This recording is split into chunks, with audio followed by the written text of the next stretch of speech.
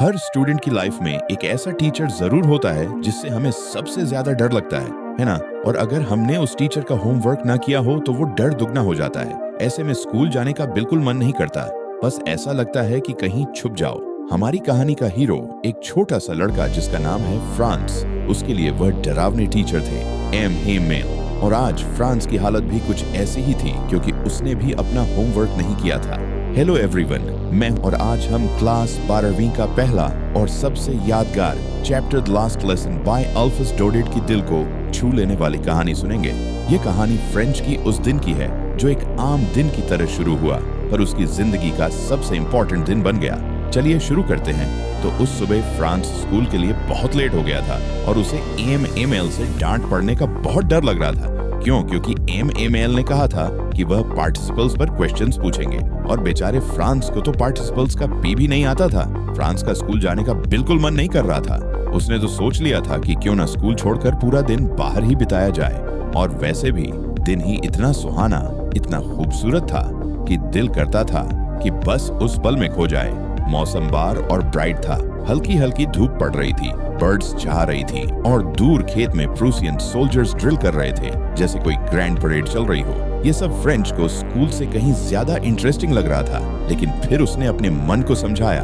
उसने हिम्मत की और स्कूल की तरफ तेजी से दौड़ पड़ा। उसके लिए तो यह एक बिल्कुल आम सा दिन लग रहा था, लेकिन उसे क्या पता था कि यह दिन उसकी जिंदगी का रुख ही बदल देगा। रास्ते में जब फ्रांस टाउन हॉल के पास से गुजरा तो उसने देखा बुलेटिन बोर्ड के सामने भीड़ लगी हुई है। वो बड़ा सा बोर्ड जहाँ पिछले 2 साल से सिर्फ बुरी खबरें चिपकती आई थी। फ्रैंको प्रूसियन वॉर्स की अपडेट्स, हारी हुई बैटल्स, नए नए मिलिट्री ऑर्डर्स और हर वो न्यूज जो लोगों के चेहरे से मुस्कान छीन लेती थी, वो उसी बुलेटिन बोर्ड पर छपकती थी। फ्रेंच ने सोचा कि अब क्या बात हो गई, पर वह रुका नहीं। उसने थोड़ा सोचा, लेकिन फिर वह अपने स्कूल की तरफ बढ़ गया। जब फ्रांस स्कूल के कंपाउंड में पहुंचा तो वह हैरान रह गया। वहाँ एक अजीब सी शांति थी। हमेशा तो स्कूल शुरू होने से पहले काफी सुरसरावा होता था। डेस्क के खिसकने की आवाजें आती थी, बच्चों के एक साथ लेसन्स रिपीट करने का शोर आता था जो गली तक सुनाई देता था। पर आज हर जगह शांति थी, बिल्कुल संडे मॉर्निंग जैसे, जैसे मानो स्कूल की छुट्टी हो। फ्रेंच को यह खामोशी थोड़ी अजीब लग रही थी, बेचैन कर रही थी। उसे ऐसा लग रहा था कि आज कुछ तो अलग है। फ्रांस डरते डरते सांस रोके क्लासरूम के अंदर गया। उसके मन में एक ही डर था कि अब तो एम हेमेल से जोर की डांट पड़ेगी, लेकिन उसे एक सरप्राइज मिलता है। एम हेमेल ने उसे गुस्से से देखने की बजाय बड़े प्यार से कहा कि जल्दी से अपनी जगह पर बैठ जाओ। लिटिल फ्रांस, हम तुम्हारे बिना शुरू कर ही रहे थे। फ्रांस हैरान रह गया कि सर को अचानक से यह हो क्या गया है। फ्रांस जल्दी से अपनी सीट पर बैठ गया।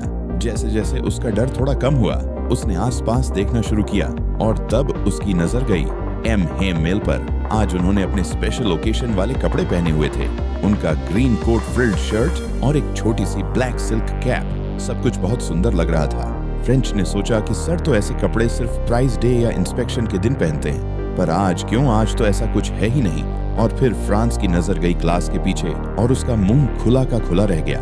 वो बेंचेस जो हमेशा खाली रहती थी, आज वहाँ गांव के बड़े बड़े लोग बैठे हुए थे, बिल्कुल शांत जैसे स्टूडेंट्स हो।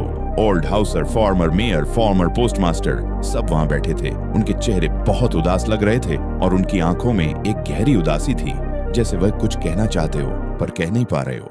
फ्रांस की कुछ समझ नहीं आ रहा था कि आखिर ये सब हो क्या रहा है। आज सब इतना अलग क्यों लग रहा है। फिर एम हेमेल अपनी कुर्सी पर बैठे और अपनी गंभीर लेकिन प्यार भरी आवाज में उन्होंने वो शब्द कहे जो फ्रांस की पूरी दुनिया हिला गई। My children, this is the last lesson I shell give you. France के लिए ये बात बिजली की तरह थी, जैसे अचानक उसके सिर पर एक थंडर क्लैप हो गया हो। वो हक्का बक्का रह गया।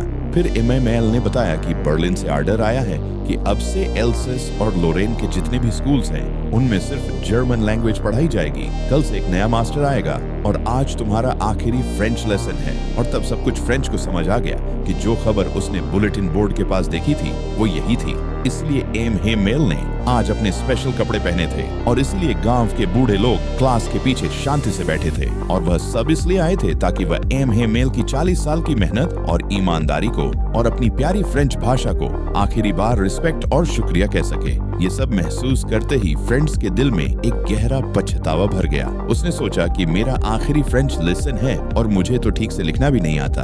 अब उसे लग रहा था कि इतने सालों से जो वो पढ़ाई से भागता रहा वो उसकी सबसे बड़ी गलती थी। वो किताबें जो अभी तक उसे बोरिंग और बेकार लगती थी, अब वो उसे सबसे प्यारी लग रही थी, जैसे वह उसके पुराने और अच्छे दोस्त हो जिन्हें वह कभी खोना नहीं चाहता था। और एम हेमिल जो हमेशा स्ट्रिक्ट रहते थे, जिनसे वह हमेशा डरता था, आज वह उसे एक बड़े ही प्यारे और समझदार टीचर लग रहे थे। उनका आयरन रूलर, उनकी डांट सब कुछ भूल गया था। फ्रांस अब उसके दिल में सिर्फ यह था कि वह जा रहे हैं और मैं उन्हें फिर कभी नहीं देख पाऊंगा। एक छोटा सा बच्चा अचानक बड़ा हो गया था, उसे समझ में